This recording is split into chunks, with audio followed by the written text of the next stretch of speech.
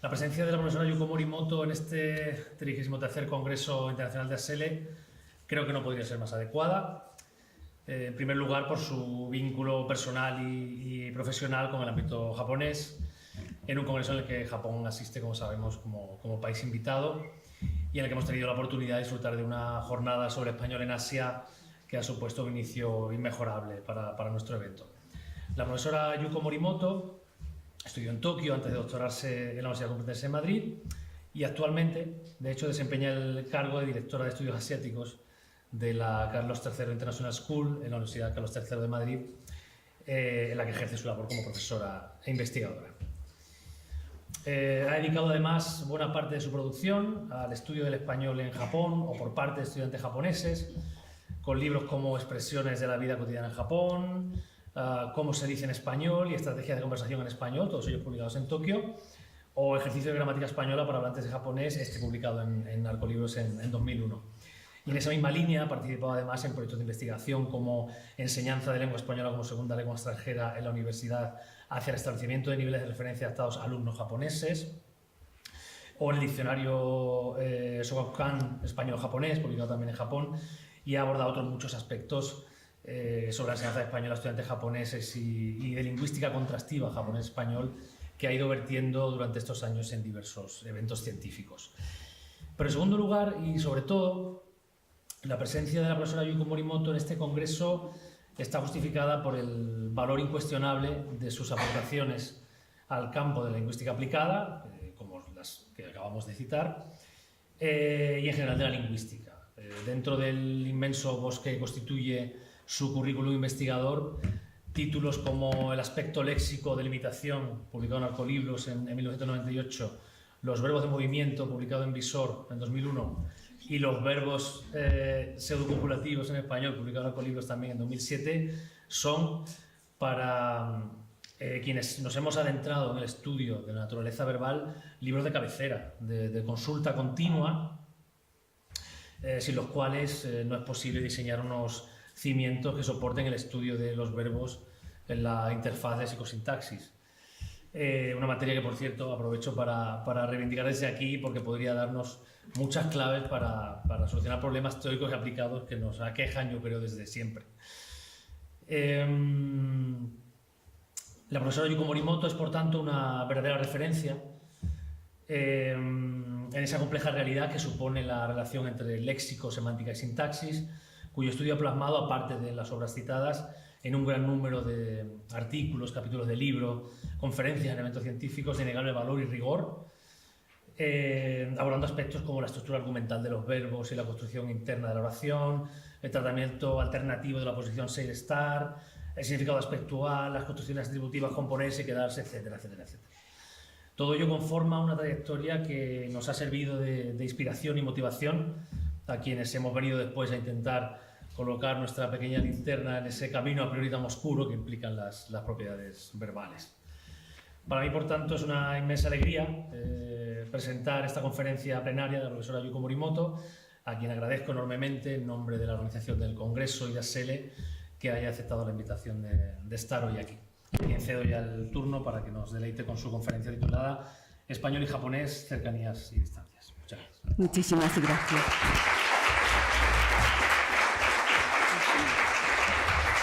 Muchísimas gracias, Paco, por esta excesiva presentación, pero yo también voy a contraatacar.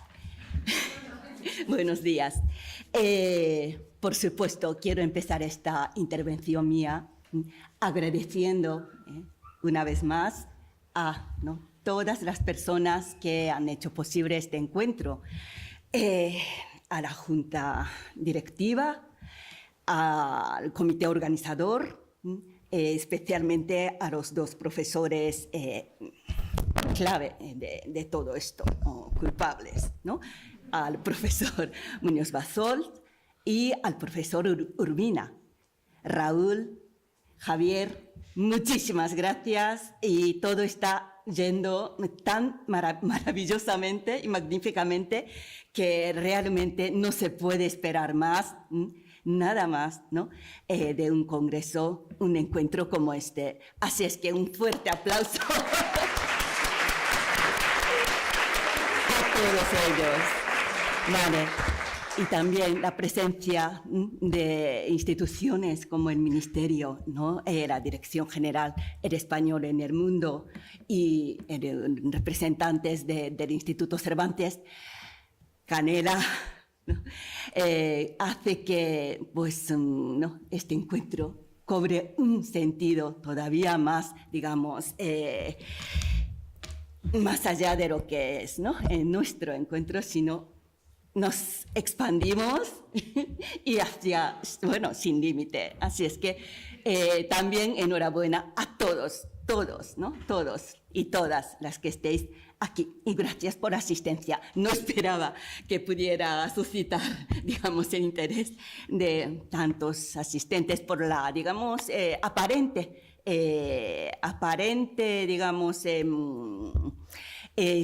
¿cómo diría yo? Pues que es una temática bastante limitada, ¿no? Y entonces tengo que decir que pues, es una responsabilidad muy grande para mí, porque en realidad, como pueden imaginar, aquí, venidos desde Japón y de cualquier otro sitio del mundo, pues hay muchísimas más personas que saben mucho más de este tema que yo, y de hecho estoy un poco temblando. En cualquier momento me pueden corregir, no me voy a enfadar, no me voy a deprimir, simplemente voy a empezar. Bien, mi charla se organiza de este modo en 3 bloques fundamentales, aunque me voy a centrar en el segundo de estos 3. Esto significa, y ya lo aviso de antemano, que van a tener que enfrentarse con muchísimos ejemplos y fenómenos de la lengua japonesa. Y lo que podría resultar bastante penoso, al menos pesado, para los que no lo conozcáis, no habléis esta lengua japonesa. Aún así, voy a intentar ser lo más clara posible. Y pues no duden, por favor, en pararme y preguntar en cualquier momento, si se ven pues abrumados, etc. De todos modos, quisiera comentar también que lo que voy a hablar, de lo que voy a comentar, en teoría, teóricamente al menos, es aplicable a la comparación del español con cualquier otra lengua del mundo. Por lo tanto, pues espero que, ¿no? Aunque no tengan estudiantes de hablas japonesa, ¿no? Nunca, pero siempre los contenidos de esta charla, pues espero que puedan servirles en su intento, en su tarea, ¿no? De ayudar, ¿no? al alumnado, ¿verdad? Entonces, de eso se trata este encuentro, creo. Pues vayamos con el primer tema, aprovechamiento del conocimiento lingüístico previo del alumnado.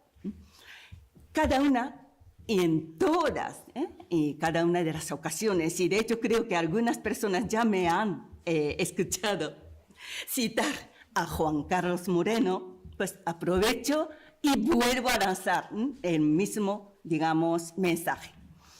Pues cito textualmente, para contestar cabalmente una pregunta del estilo de ¿cómo se puede llegar a Buenos Aires?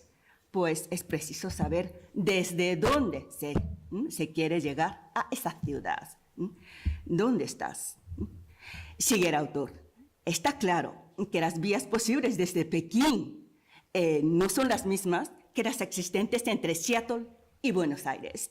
En definitiva, no basta con saber dónde está Buenos Aires para responder a esta pregunta, sino que hay que saber dónde está la persona que la hace y al menos desde dónde se quiere llegar a esa ciudad. Ningún comentario más sobre esta cita. Queda muy claro, meridionalmente clara, yo creo, la intención del autor de que la defensa de lo que es, ¿no? la comparación entre la lengua materna y la lengua meta, pues resulta beneficiosa para, ¿no?, el proceso de la enseñanza-aprendizaje de esta última, la lengua meta, sea una lengua extranjera, segunda lengua o bien lengua de herencia. La comparación. Bien, esto es así, además, desde, digamos, los principios, desde los principios de todo método sistemático de la enseñanza de lenguas extranjeras, no solamente de la lengua española, ¿verdad? Incluso aquellos métodos o teorías que defendían el no uso o no exclusión total de la lengua materna del aula, incluso la mayoría de ellos pues defienden, ¿no?, tener en cuenta la comparación, esos contrastes a la hora de planificar y preparar, digamos, la docencia. Esto está muy claro, salvo algunas excepciones como el método natural, inmersión, etcétera, ¿verdad? Ahora bien, al defender esto, obviamente tenemos que manejar, ¿no?, la idea de comparación con muchísima cautela. ¿Por qué? Porque se ha demostrado, y a través de estudios empíricos, de que no todas las diferencias necesariamente causan dificultades, ¿no?, para el aprendizaje, y tampoco las semejanzas pues garantizan siempre, necesariamente, repito, la facilidad de aprendizaje. Eso está claro. Por lo tanto, es muy importante, ¿no?, basarnos siempre en estudios realmente empíricos, basados en hechos y datos reales. Y también de ahí, ¿no?, también la importancia del papel del profesorado, que vive diariamente y en contacto directo, son testigos directos de lo que realmente sufren, ¿no?, sus estudiantes, ¿verdad? Por lo tanto, trabajos como los que indico aquí reflejan lo que acabo de decir, ¿vale? Porque se basan en datos empíricos, experiencias, ¿no?, totalmente contrastadas en el aula. Y, bueno, aquí he tenido que limitarme al ámbito de la enseñanza de español, ¿no?, al alumnado de habla japonesa. Destaco los cuadernos de Canela, confederación con la que ACL acaba de firmar un contrato de colaboración, ¿verdad? Bueno, y también, ¿no?, digo que es necesario ir más allá de lo que son las diferencias y semejanzas superficiales. Muchas veces esas dificultades de que las diferencias no se repercuten en las, ¿no?, dificultades reales, etc., quizás se deban a que nos quedemos en la superficie. Por lo tanto, quiero destacar trabajos como estos últimos 4 que indico, que se basan en resultados de investigación contrastiva con una sólida base teórica. Esto es importante. Por su accesibilidad, pues destaco aquí este trabajo, puesto que está publicado por la editorial de la Universidad Autónoma de Madrid. Relativamente fácil de conseguir este trabajo. Es un trabajo reciente con estas características que acabo de mencionar, por lo que cualquier persona interesada, aunque no domine japonés, pues puede echar un vistazo a esta obra. Bien, sigamos pues con la lengua japonesa y sus contrastes con el español. Veamos, aquí lo que están viendo es la página web del Instituto Cervantes de Tokio. Y como ven, pues ya se ven la mezcla, la convivencia entre las dos lenguas. Aquí, la lengua japonesa, unas pinceladas. Para empezar, simplemente, no es tan relevante, pero que para que tengan claro que el japonés se escribe tanto verticalmente como horizontalmente. Bien, en el caso de la escritura vertical, pues vamos de derecha arriba, no, arriba abajo, eso sí, no de abajo arriba, arriba abajo y desde derecha hacia la izquierda. Y en el caso de la escritura horizontal, pues de arriba abajo, sí, y de izquierda a derecha. No siempre ha sido así, pero que llevamos ya décadas con esta, digamos, costumbre. Bien, unas pinceladas muy rápidas. Como creo que todos, bueno, la mayoría de ustedes saben, pues el japonés, la lengua japonesa es una lengua que se habla principalmente en Japón. Muy poca presencia, digamos, de hablantes nativos fuera del Japón. Pertenece a una familia a la que, para algunos autores solamente, a la que también pertenecen varias lenguas de las islas de Okinawa, Ryukyu. Pero bueno, esto hay que tomarlo con cierta cautela porque para otros autores estas lenguas no son lenguas, sino variantes de la lengua japonesa. En cualquier caso, lo importante aquí es saber que esta familia o esta lengua pues no pertenece a ninguna otra, digamos, ¿no? Macrofamilia, etc. Se trata de una lengua cuyo origen, digamos, genético es totalmente desconocido, igual que el euskera, y genéticamente no vinculado con ningún otro grupo, digamos, lingüístico. Esto creo que es un dato importante a tener en cuenta. Ocupa nada más y nada menos que el 8º puesto en el ranking mundial en el número de hablantes nativos, meramente, porque somos muchos, los japoneses.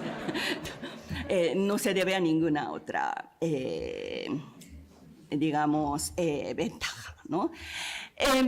Sistema gráfico, pues luego va a incidir también en algunas dificultades de los hablantes japoneses, digo, aprendientes japoneses de la lengua española, pero pues muy rápidamente. Manejamos un sistema altamente complejo a la hora de escribir, ¿vale? Manejamos simultáneamente 3 paradigmas distintos, 2 paradigmas paralelos de representación silábica, que se llama hiragana y katakana. Hiragana, pues ahí tenemos aiueo, es el orden en japonés, no aiu, sino aiueo, kakikukeko, así se representa a través de cada una de estas letras. ¿Bien? Otro paradigma, pues de katakana, lo mismo, aiueo, kakikukeko. Y además de esto, tenemos pues un número elevado de caracteres de origen chino, logogramas o ideogramas, que los llamamos kanji. Kan proviene de Han, una dinastía china, antigua dinastía china. Bien, representan ideas, representan conceptos, de modo que si me acuerdo de los caracteres chinos, que no siempre es el caso, pues represento a través de estos dibujos, para mí son dibujos, las ideas, digamos, que representan la parte léxica de la lengua. Y todo lo que tenga que ver con la gramática, con las relaciones gramaticales, más pues marcador de caso, modo, tiempo, aspecto, etc., normalmente va en hiragana. No merece la pena aquí, digamos, dar clase de japonés, pero la línea de abajo, pues he puesto Hanako, Pablo, libro, devolver, pasado, Hanako ga Pablo nihon o kaishita. Entre estos, digamos, estos elementos me muevo un poco, a ver. Hanako, el nombre Hanako tiene representación en carácter chino. Pablo va escrito en katakana, puesto que es como escribimos los nombres occidentales. Bueno, y libro aparece en forma también de carácter chino, puesto que sí lo tiene. Y me acordaba de cómo era. Y la idea de devolver también lo ponemos, pues el concepto léxico, devolución, devolver, lo mismo, pues lo he puesto en kanji. Y todo lo que son las partículas de caso, etcétera, etcétera, de las que voy a hablar, pues aparece en representaciones silábicas. Es lo que hacemos. Qué cabeza, ¿no? Sí. Vamos a ver. Bien, ya vamos a digamos, cosas más sustanciales o directamente relacionadas con los contrastes. Una cercanía muy destacable entre la lengua española y la japonesa son las vocales, el número y tipo, ¿no?, de vocales que tenemos, ¿no?, de las que disponemos. A iu e o, repito, y no a e i o u, a iu e o, y lo he dicho. Y esto es una gran ventaja, pero hay una trampa, hay una trampa. No sé si se han dado cuenta. Digo, a iu e o, ¿vale? Y mi nombre es Yuko, ¿sí? La u japonesa no es yu, ¿eh? Y entonces, Yuko, no me llamo, sino Yuko. Lo mismo. Y esta U, ojo, al ser, digamos, de entidad más ligera, por así decirlo, pues tiende a ensordecerse en determinadas posiciones. Ensordecerse, desaparece, hasta incluso puede desaparecer. España. En japonés, bueno, vendría de inglés, ¿no? Decimos Spain, pero nadie dice Spain, aunque psicológicamente estamos diciendo Spain, al pronunciar decimos Spain, y no sé si se oye una ligera vocal, schwa, no sé, Spain. Esta sería lo normal. Bien, este es un ejemplo que tomo de un trabajo, ¿no?, de los compañeros aquí. Bien, y entonces esto incide, por supuesto, ¿no?, en la pronunciación de la lengua española, ¿no? Como no, pues resulta muy difícil, por ejemplo, diferenciar los pongo. A ver cómo se... Los pongo. Yo misma, o sea, ahora mismo, ¿no?, ya no sé qué hago, ¿no? Lo supongo, que debería ser, ¿verdad? Lo supongo, ¿no? Pero como es un detalle tan, digamos, sutil, aparentemente, que no lo es, a los profesores, muchos profesores se les escapa incluso. Entonces, si seguimos haciendo su, pues resulta que va a ser los pongo. No sé qué he dicho, ¿verdad? ¿Verdad? Y creo que no van a saber. Igual las posiciones, ¿no? Las posiciones, ¿no? Entonces, las posiciones y claro, esto lo arrastramos hasta que nos demos cuenta de que la U no vale y que tenemos que hacer más, digamos, más no, es redondeamiento labial, por supuesto. Entonces, no es lo mismo las suposiciones que las posiciones. Cosa tan obvia puede estar ahí y de forma escondida. Pasando a las consonantes, no voy a aquí detallar mucho, pues el cuadro, bueno, es una de las formas de contar, pues según sea el autor, pues oscila el conteo, ¿no?, entre 13, 16 consonantes, que podría ser pues fonemas, o si las consideramos alófonos, pues depende. En cualquier caso, muy similar al cuadro español, también es una gran ventaja, una ventaja enorme. Y aún así, pues destacaremos algunas diferencias. ¿Cómo se ríen los hispanohablantes? Desgastando la garganta. ¿No? Porque si estoy resfriada y me duele la garganta, no puedo ni reírme, ¿no? Que es... Nosotros reímos con de otra forma.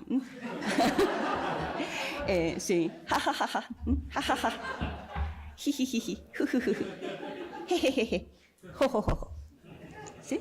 Ja, ja, ja.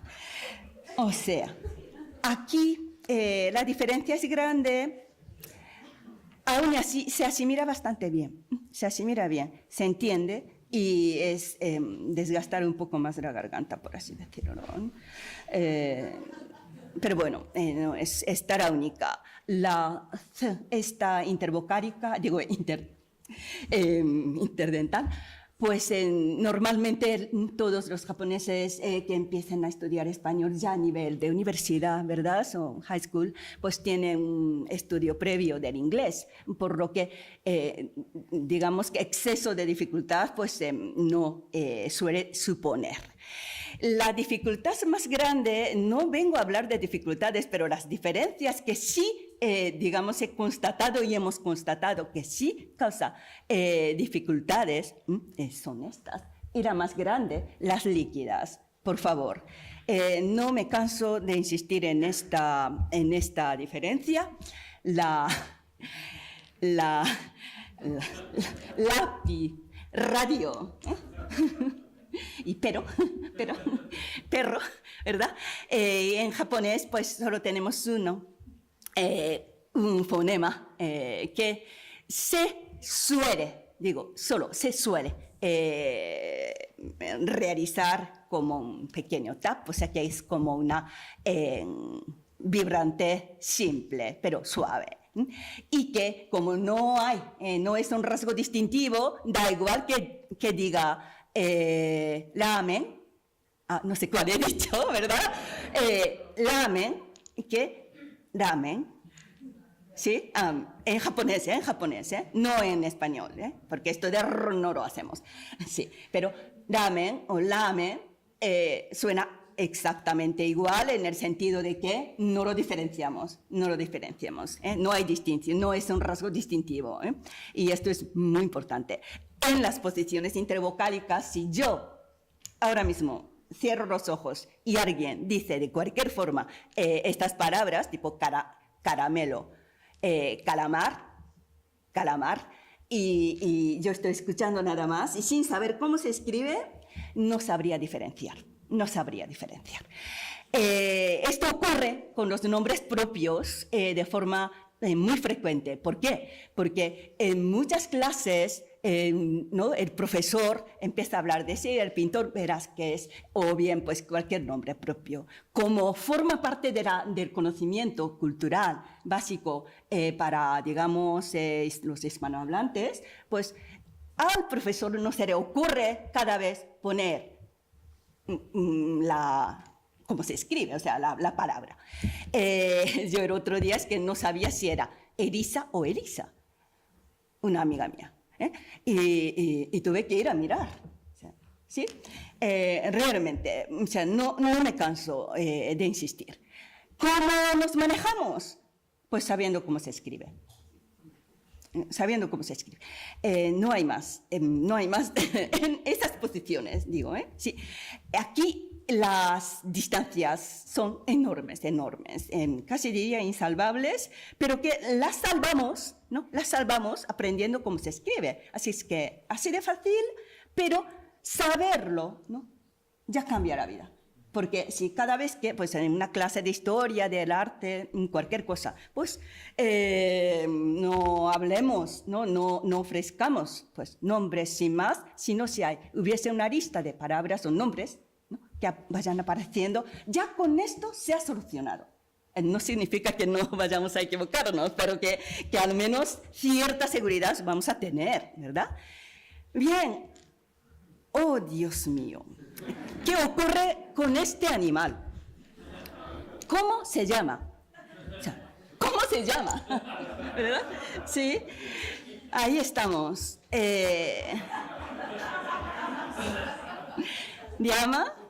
Llama, ¿verdad? Sí, llama, paella, lo mismo, ¿verdad? El yeísmo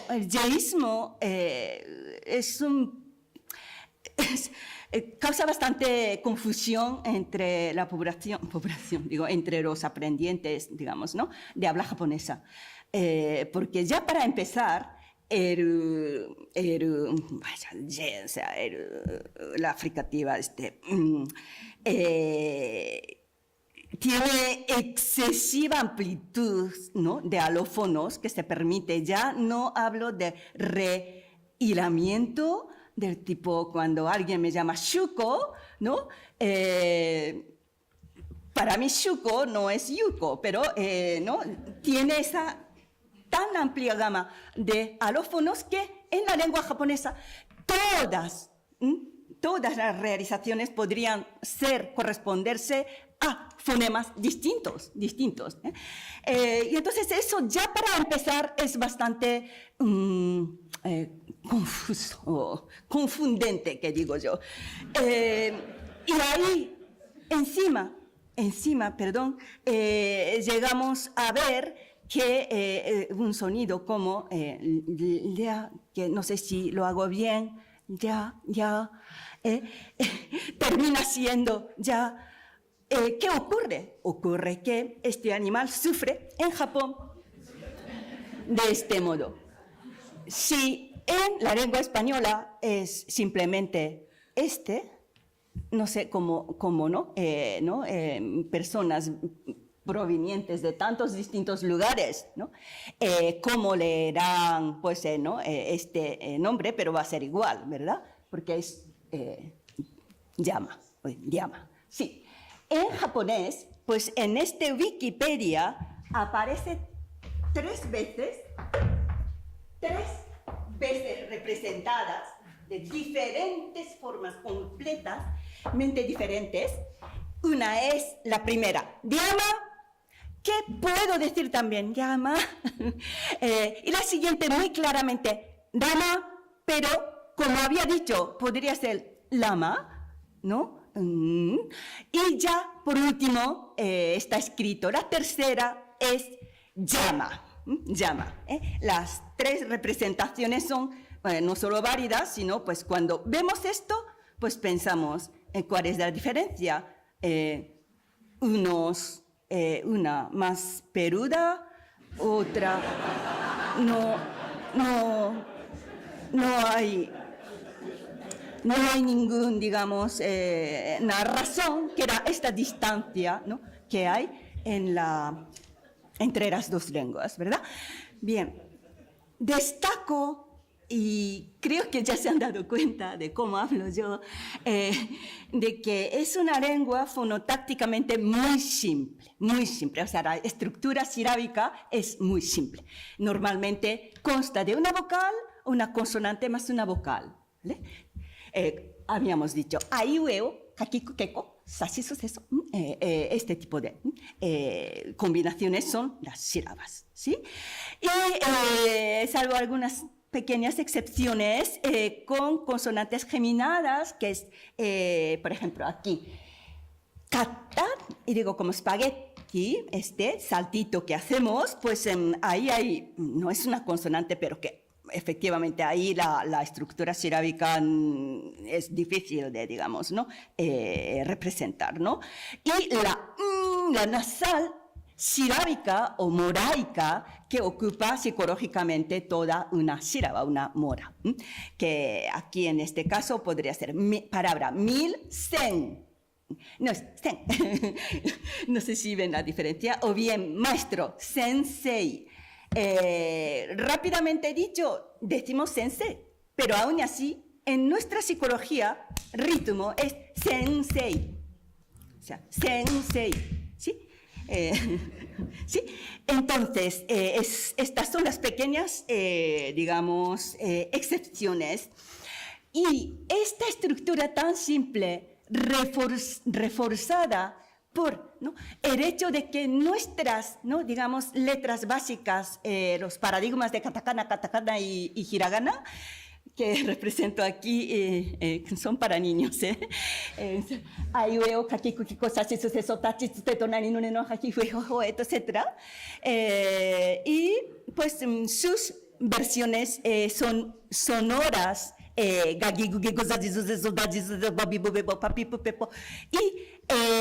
palatalizaciones correspondientes, etc. Así se escribe y refuerza la idea nuestra, quizás no tan acertada, de que las sílabas siempre son así, o sea, fonotácticamente tan simples. Añadiría yo aquí la costumbre de romanización que hacemos en Japón, que es parcial, no están todas las representaciones, que se basa. La más utilizada, el sistema más utilizado es de un autor americano, Hepburn. Entonces, digamos que está influido por el inglés. Lo que hace que, ¿no? Cuando aprendemos esto de niños, ya nos acostumbramos con el manejo de romaji, que son las letras de Roma, romaji, ¿no? Pero no se corresponde tanto a las lenguas latinas, por así decirlo, ¿no? Sí, romances. Eso también podría corresponder. Bien, entonces, digamos, esta tendencia, ¿no? La estructura tan marcada ¿no? Fonotácticamente marcada de consonante vocal, hace que cuando nos enfrentemos con grupos consonánticos tan frecuentes en la lengua española, que ojo, aquí se añade el problema psicológico de L y R, muchas veces, sí, es horrible, pero pues tendamos a intercalar una pequeña vocal. Como, por ejemplo, pues encontré esta página de cómo viajar pues, barato por Europa, pues se hablaba de BlaBlaCar, ¿vale? BlaBlaCar, en este caso en Francia. Pero, y me muevo otra vez, sí, BlaBlaCar y BlaBlaCar, vale. Pero en japonés tenemos bura, bura, bura, bura, bura, bura, ka. Entonces se convierte en bura, bura, ka. Muy diferente quizás, ¿no? Aparentemente, pero para nosotros pues es bura, bura, ka y ya está. Bura, bura, ka. ¿Sí? Sí, y es un ejemplo. Es un ejemplo. Esto ocurre también en la posición final, ¿no? Coda silábica. Entonces, por ejemplo, se puede ser Madrid, ¿no? En japonés no puede ser otra cosa, pues normalmente decimos o bien Madorido o bien Madorido. La parte intermedia da lo mismo, pero la parte final, pues sí o sí hemos de tener una vocal, sí, aunque sea ligera, ¿sí? Madorito. Sí. Bien, y ya todas estas palabras, pues podría ser, ¿no? Gracias, horrible, clausura, y ojo, añadimos y quitamos la U, ¿no?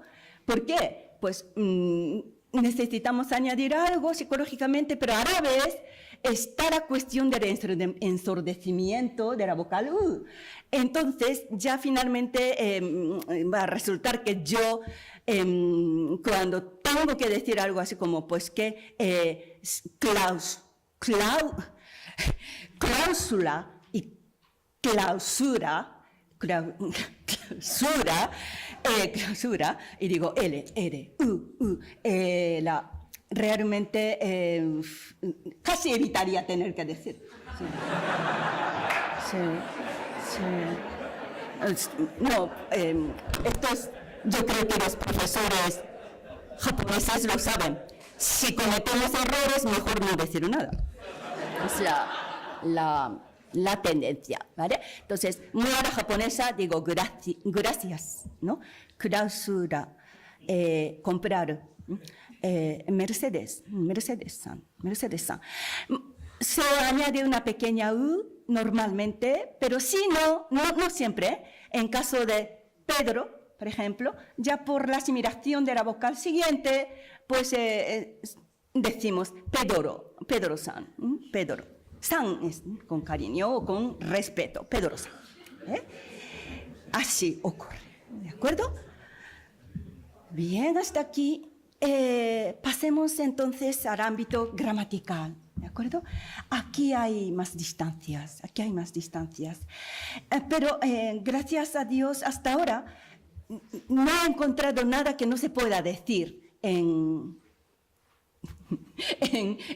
o sea, todo lo que se puede decir en japonés se puede decir en español, es que no somos marcianos, esto es muy importante. Entonces, la cercanía está aquí, que somos seres humanos y habitamos este planeta, ¿verdad? Constamos, ¿no? Sí, para las clases de lingüística general esta es una constatación muy importante.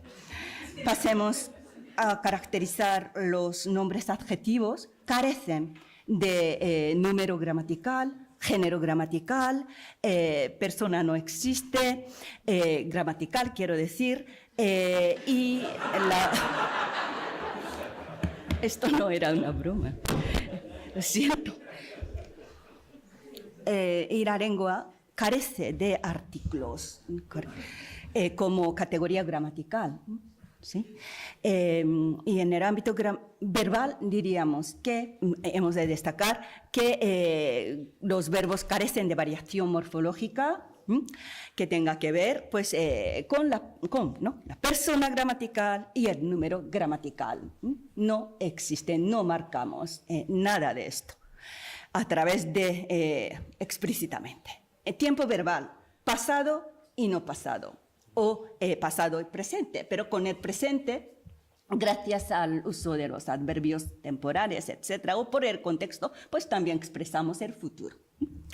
Bien, por lo tanto, algunos lo llaman no pasado, pero bueno, pasado y presente. Bien, y muy importante, aunque cuando alguien estudie pues, la lengua japonesa, puede que en su libro de texto aparezcan pronombres personales, para mí son de dudosa identidad. Sí, no son pronombres como los entendemos nosotros quiero decir en lenguas, digamos, con un sistema pronominal como elementos gramaticales. Para mí son elementos más bien léxicos, luego lo vemos, ¿de acuerdo? Lo tengo dicho aquí. Y ya viendo cómo vamos construyendo la oración, pues la primera característica es el uso de las partículas de caso, llamado partículas de caso, o sea, nominativo, acusativo, locativo, de destino y de origen, etcétera, etcétera. Hay un número bastante elevado de ellos, pues esto inspiró a Fillmore en su construcción de la gramática, o sea, case, ¿cómo era? Case for case, no me acuerdo, pero Fillmore cuando ideó aquella teoría, pues tenía en mente pues, la gramática japonesa. Bien, tengo aquí un ejemplo, ¿no? María Burgos, María Burgos, y el verbo venir, kita, en pasado. Bien, entonces marco a María con ga, nominativo, ni de destino, entonces María ga, Burgos ni, y venir, kita, María ga, Burgos ni, kita, ¿sí? Es María nominativo, Burgos a, y venir, marca de pasado, María vino a Burgos, ¿de acuerdo? Si yo pusiera Burgos ni María ga kita, o sea, al revés, no pasaría nada. Aparte de que, bueno, Burgos obviamente es un topónimo y nadie va a pensar que Burgos ha ido a María, pero en cualquier caso no pasaría nada porque las partículas garantizan la interpretación funcional de los elementos nominales. ¿Vale?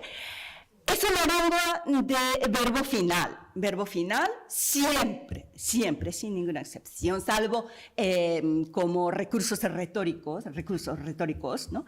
El verbo siempre aparece al final. Los elementos, digamos, ¿no? Sus argumentos, adjuntos, pues tienen cierta libertad de movimiento simplemente porque suelen aparecer con esas partículas, ¿no? y entonces puedo estar con mi bandejita, marca, ¿no? Aquí, allá, pero se interpreta bien normalmente, ¿no? Estos ejemplos. Inuga, neko kanda, perro, gato, mordió. ¿Vale? Entonces, si marco ga primero, sujeto, ¿no? Y luego o acusativo, pues perro, pero no hay artículos, que perro mordió gato, ¿verdad? Pero cambio las partículas, intercambio, pues sería que el gato terminará mordiendo a ese odioso perro, por así decirlo. Bien, entonces hay cierta libertad allí, pero siempre teniendo en cuenta que por qué lo marcamos explícitamente. Y con decir que el verbo va al final, estoy diciendo ya casi que es una lengua de núcleo final. Es una lengua decididamente de núcleo final. Todo elemento modificador precede al núcleo, complementos van delante, por supuesto, del núcleo. Las oraciones adjetivales, o sea, de relativo, tipo oraciones de relativo, va delante, por supuesto, del sustantivo, etcétera, etcétera, etcétera. Y no solo eso, todo elemento gramatical va hacia el final.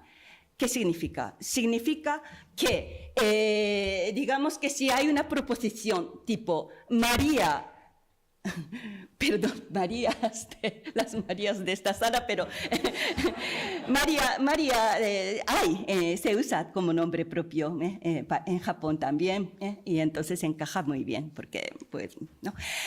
María vino a Burgos. ¿Vale? María vino a Burgos, pues un contenido, digamos, proposicional, al que añado una partícula interrogativa que es la parte más central en realidad de la oración, porque es lo que le da, ¿verdad? El acto de habla, ¿verdad? Entonces, pues, María vino a Burgos, ¿ca? Y entonces ya he preguntado, ¿sí? María vino a Burgos, ¿ca? Por ejemplo, ¿no? Así. Va al final, y no empiezo diciendo K, digo, María vino, esto es. Y lo mismo, por ejemplo, pues esta partícula modal, yo, es como informar, tú no lo sabías, ¿a qué tal? Pues te digo que, ¿no? Y entonces, María vino a Burgos, María vino a Burgos, y entonces estoy diciendo que, ¿a que no sabías que María vino a Burgos? O te digo que ha llegado, ¿no? Algo así, ¿sí? Bien, y vamos a hacer un ejercicio mental aquí. Lo mismo, pero con los auxiliares llamados verbales. Abajo tenemos, pues, raíz. A esto vamos añadiendo hacia el final, hacia atrás, elementos más y más nucleares, por así decirlo.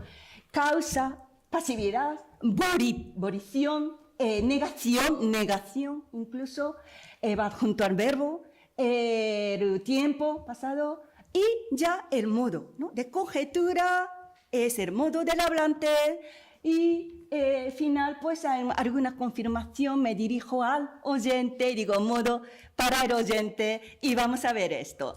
Taberu, comer. ¿Todos estamos preparados? Tabe, saseru, causativo. Hacer comer, obligar a comer, ¿sí? Sigo. Luego es pasiva, ¿cómo sería? Ser obligado a comer, ser obligada a comer, ¿vale? Tal vez hacer arer, ¿sí? Volición, ¡ay! Quiero ser obligada, ¿sí? Tal vez hacer arer, ¡ay! ¿Sí? Una cosa rara, pero es solo para el aprendizaje, digo, para ver el contraste, ¿verdad? Un paso más. Negación, claro. A ver, ¿cómo sería? Efectivamente. No quiero, no quiere o no queremos, no sabemos, pero en fin, no querer ser obligado a comer. ¿Bien? Tal vez hacer areta kunai. ¿Sí? Importante la negación. Y va, final. Y ahí marcamos el cuándo fue. ¿Sí? Entonces, tal vez hacer areta kunaka. Pasado.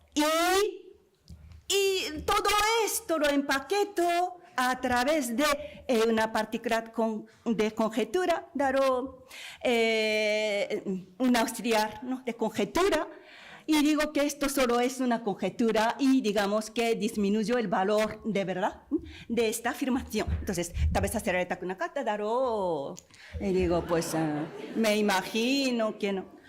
Y digo, y como no quiero que esto sea digamos, mi monólogo, ¿no?, y lo interconecto, ¿no?, así, hacia mi interlocutor y digo, tabeza serreta kunakata darò, ne. Ahí, ¿no crees? O algo así, ¿sí? ¿No crees? ¿No estás de acuerdo? Algo así, ¿sí? ¿Sí? Bien. Necesidad de controlar un poco el tiempo. 5 minutos solamente. ¿Sí? Pues el año que viene hacemos otro.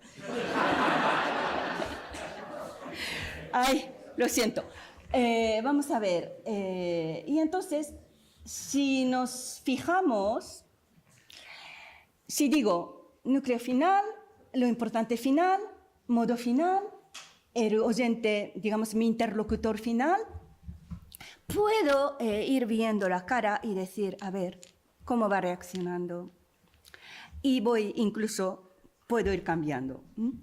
Y esto lo hacemos con muchísima frecuencia. Mi padre contaba cuentos en el que pues, decía, murió la no sé qué niña, no, y yo contando. Y veamos esto en español. Lo he intentado, ¿vale? Supongo que no quiso ser obligada a comer, ¿verdad? Algo así. Todo lo importante, digamos, lo que yo, mi postura, etcétera, lo tengo que tener más o menos claro. Obviamente, una tiene siempre el recurso de decir, supongo que no quiso ser obligada a comer, ¿verdad? Pues, ¿qué digo? Pero en realidad, ¿no? O sea, es la sensación que tenemos y puede que tenga que ver, ¿no? Esto, la necesidad que sentimos de hablar, de pensar que si abro la boca, tengo que saber qué voy a decir. Digo, en la lengua española o en inglés, lo mismo, ¿sí?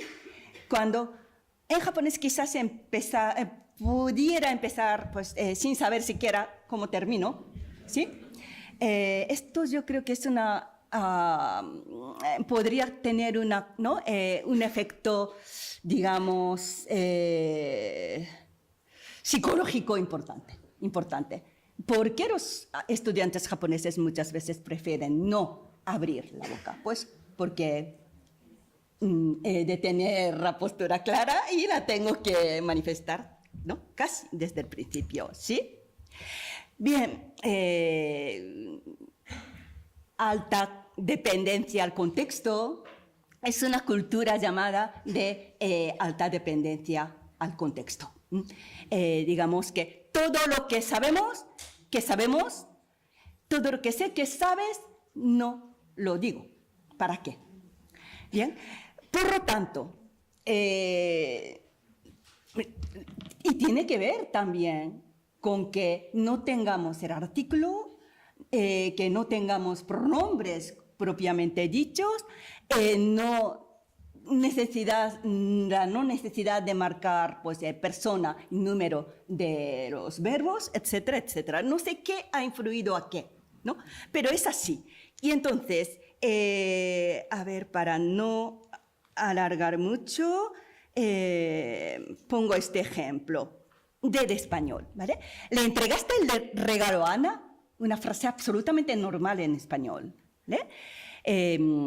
Aunque a Ana pues aparece 2 veces en esta oración y digo, Dios mío, qué insistente, ¿no? Luego, sí, ya se lo entregué.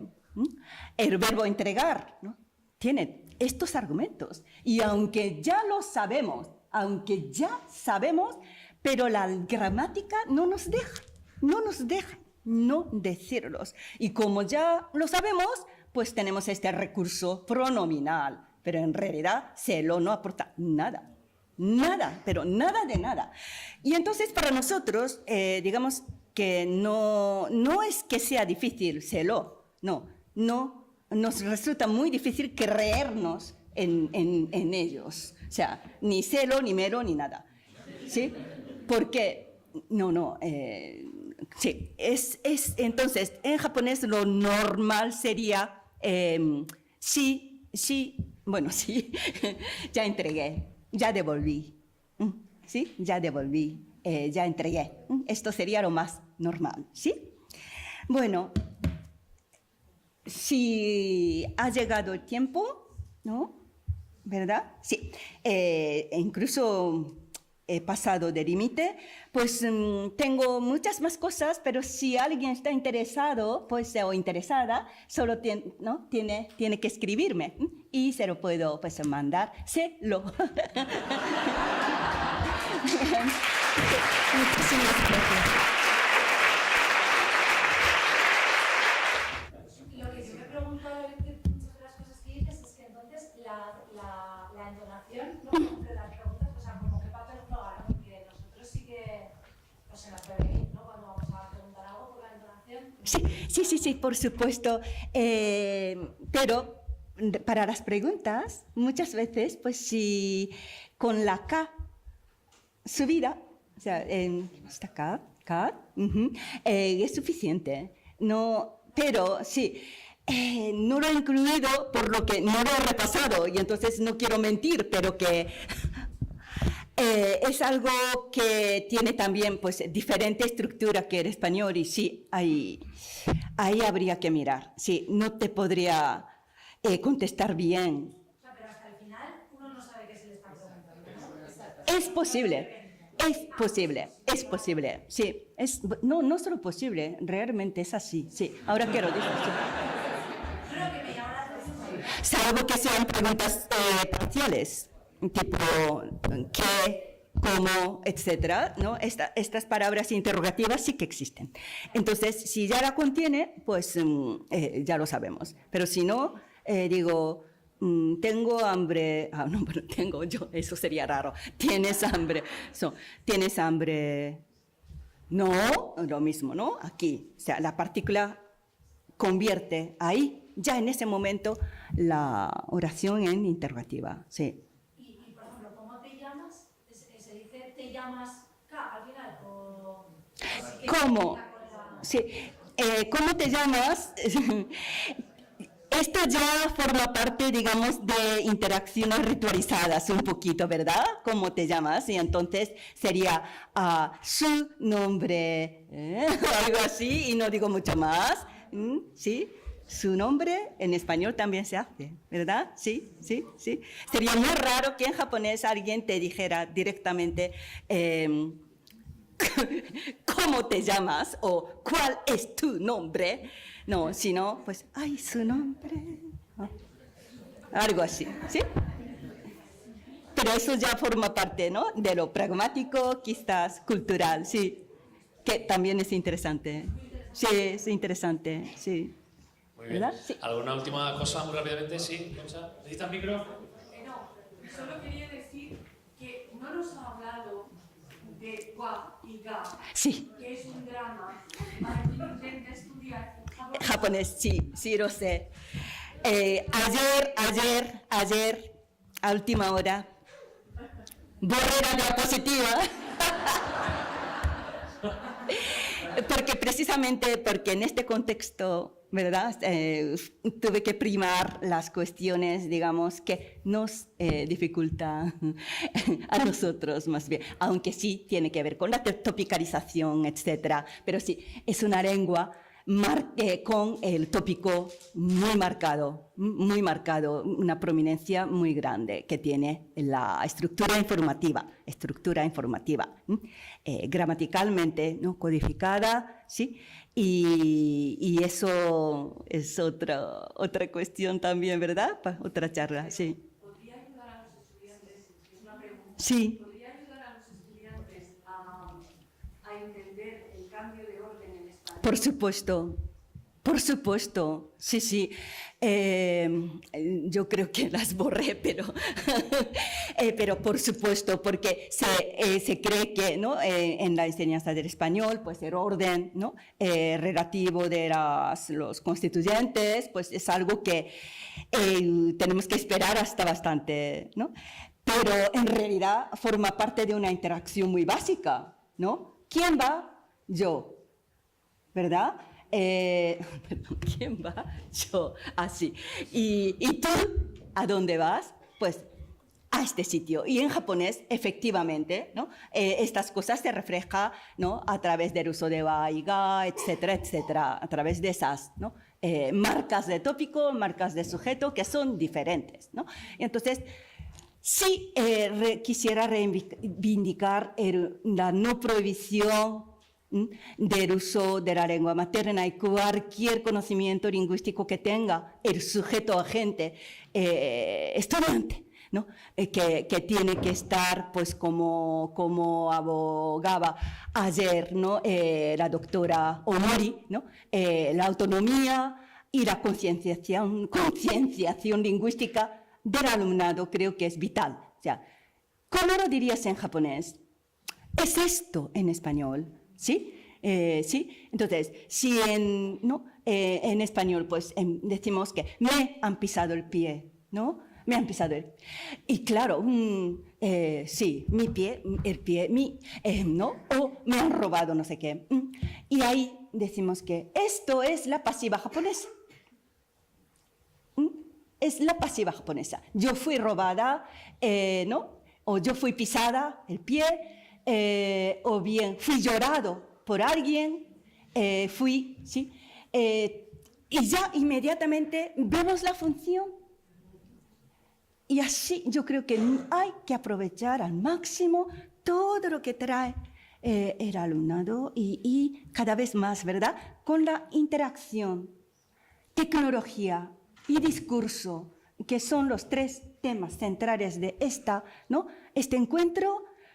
Teniéndolos en cuenta, no puedo olvidar el hecho de que aquí tengo a alguien, ¿verdad? Como agente social que se está, digamos, desarrollando para convertirse en un ser digamos, ¿no? Lingüe y cultural, ¿verdad?